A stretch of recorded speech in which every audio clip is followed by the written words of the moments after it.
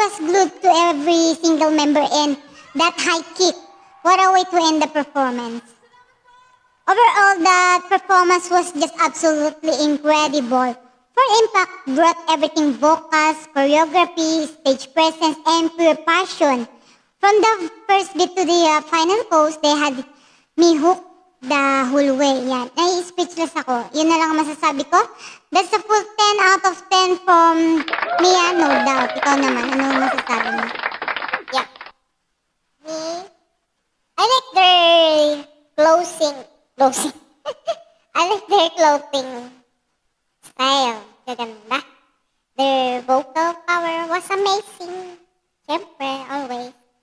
Everyone here is singing at full voice, diba? Umpisa pa lang, pasabog na. Masasabi ko, everyone should know them kasi they're talented. And I noticed Almira's growl. That's amazing.